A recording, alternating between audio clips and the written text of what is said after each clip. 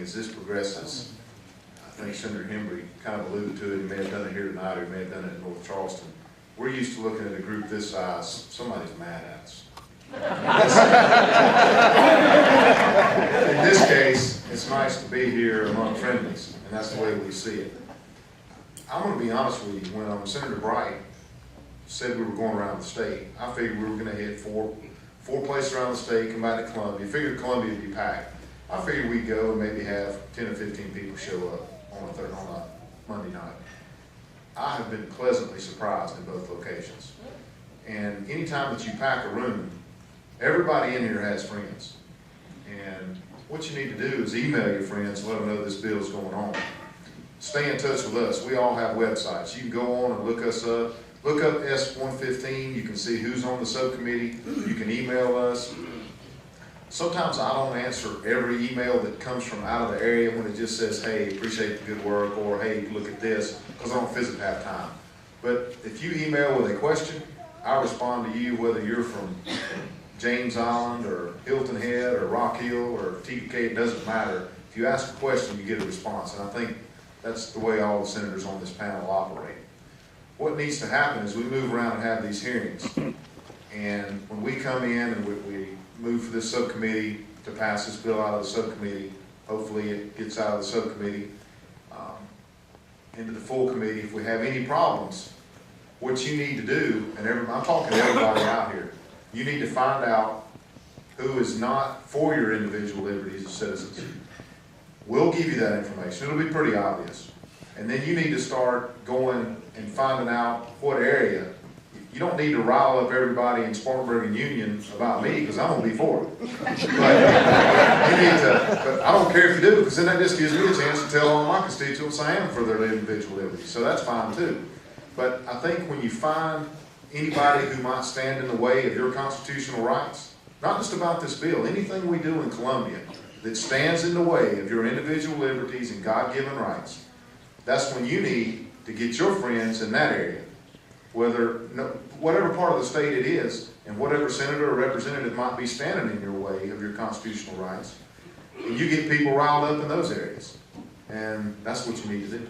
And you said we left our email address or correspondence. Can you get us some of this information so that we can start firing emails to our friends and to senators and other senators? Because the senators are the ones going to vote on it, right? Yes, sir, on this bill, S115. I'm not sure if there's a House companion, but what we'll have our staff do, JJ will provide all the subcommittee members. Hopefully you will, JJ. If you'll give us all the emails that are signed up on the sheet, and we'll send out an email. Have you had any petitions? Yeah, there's actually a petition out there, constitutional carry petition out there, so that should be pretty easy to Google that and track that down. We're all accessible. You can Google our names and get us, you can get us on the state website. We all have websites. We all run campaigns, so we're not hard to find. You might even read some bad stuff about us, but really what this is going to come down to is we're going to have subcommittee, and then hopefully we can get this through the subcommittee, and then you're going to go through full committee, and then it's going to hit the floor, and there's going to be what probably is going to be a minority report. Then it's going to take 2/3 of the senators present and voting to get it to the floor, and that's when you've got to be out there pressuring to get those 2/3. Oh. Yes, ma'am. Senator, isn't it true that in subcommittee now, it's going to take a lot of pressure from all of us and people around the state to apply pressure to the senators that are against this now to push this in out of the subcommittee? It'll take a 3, it's majority to get out of subcommittee, so it'll take a 3-2 vote to get it out of subcommittee. So, And how is it looking now?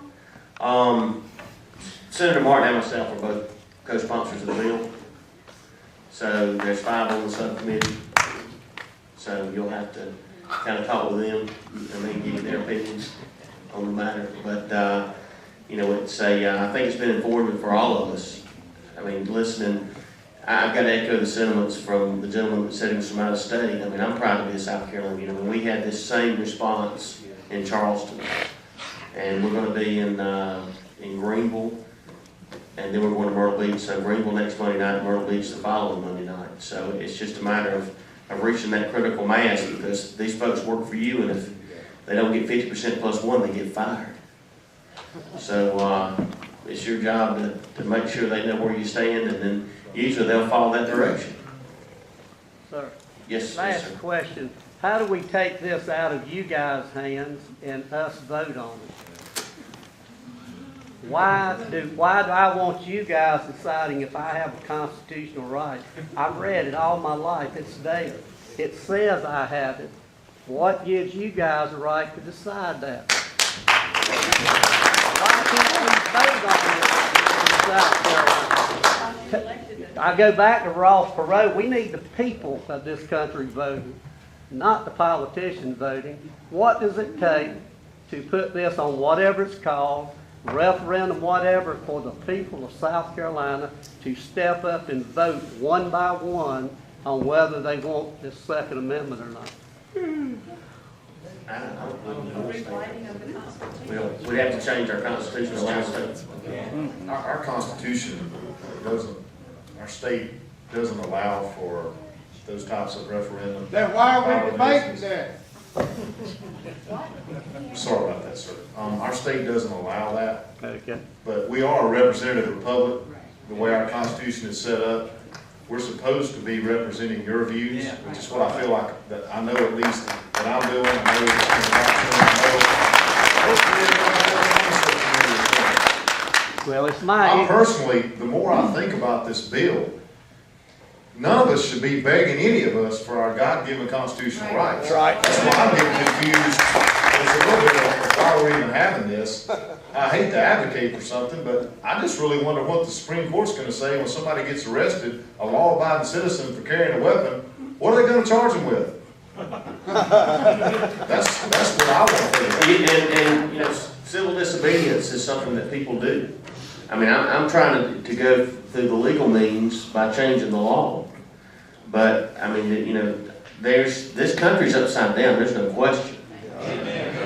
But we've got folks that are not involved. We've got folks that may be here tonight and leave this meeting and not say another word. You guys have to get engaged, because I'm telling you, these politicians, it's 50% plus one. And when you demand it, it'll happen. But if you leave and you get on to Dancing with the Stars or some of this other stuff, or you know, the baseball games or the basketball games, the football games, and forget what this is about, then your politicians, your elected officials, your representatives, they're going to forget what it's about too. You got to hold their feet to the fire.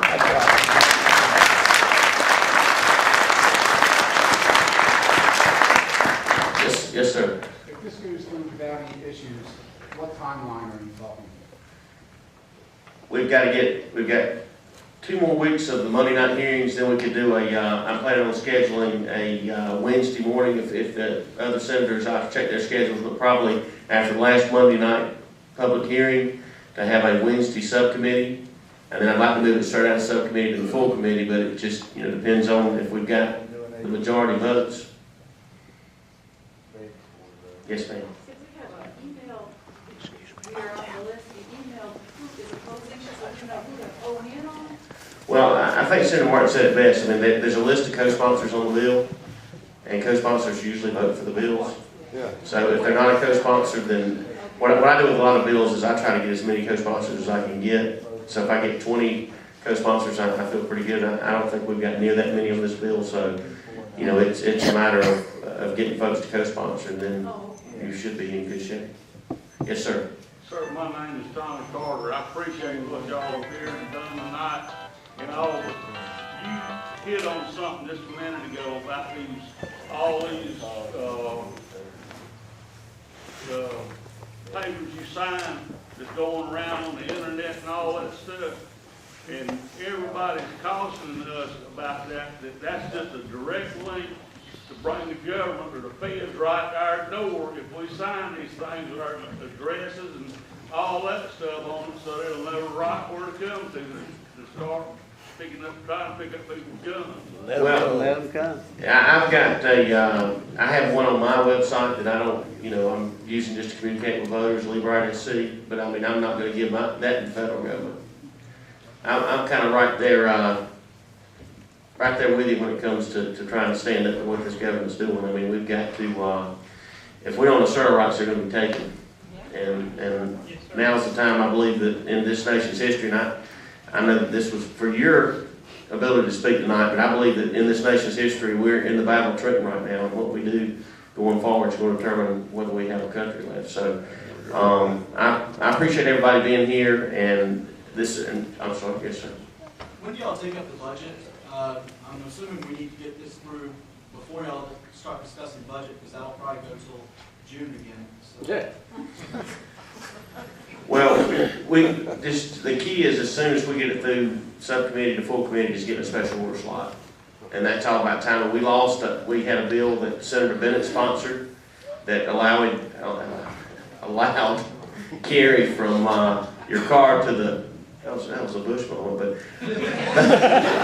allowed you to carry from your car into the restaurant if you had a CWP, and that failed special order. And that was just something that you would think would be a no-brainer, and we lost on that. So the reason, actually, being the chairman of the subcommittee, I was told to have a public hearing in Columbia, and I asked the chairman of the judiciary if we could take it around the state, because I wanted to see what folks around the state had to say about it versus just Columbia.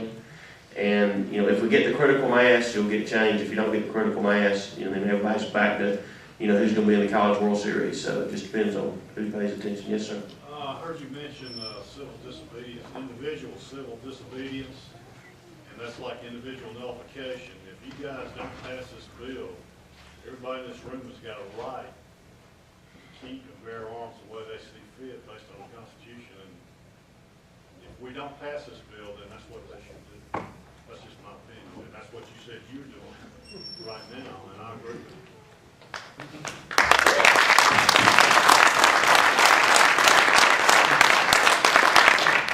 Is there anybody else? Has everybody been heard? Yes, sir. My name is Larry Griswold. I'm from Elgin. Name spelled R-I-S-B-O-L-D. I'm a retired Marine Sergeant Major. Did almost 30 years in the Marine Corps. Signed up in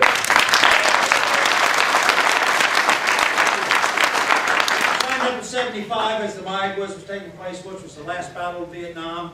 Swore in and became an infantryman in the Marine Corps and served almost 30 years.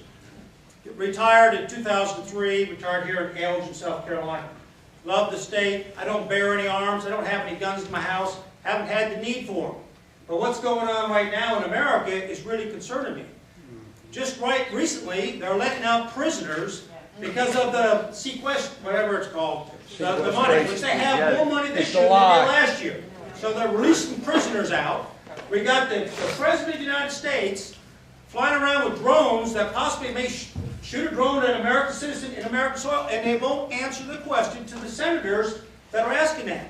National Defense Authorization Act gave the President of the United States the authority to apprehend American citizens using the military and detain them without due process forever. That's right. The individual that took that did the video that they blamed Benghazi over, which was a lie, is still in jail. We need you all to stand up for our constitutional oath that I took seriously for almost 30 years to support and defend the Constitution against all enemies, foreign and domestic. I want you to be for that and not be the enemy against it. Thank you.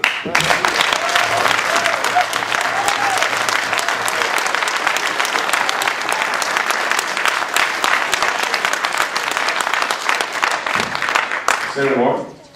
I just wanted to briefly respond to that. We have a bill in the Senate. It's called Senate Bill S92, NDAA Nullification Act. I was the subcommittee chairman on that. We got that through subcommittee, full committee. It has a minority report. We're trying to get it on special order in the Senate. So while you're sending out emails encouraging folks to support S115, have them support S92. S308 is the restaurant carrier, just in case anybody's looking for numbers. And SenatorMartin.com if you want to email me, and I'll give you all the answers that I can give you.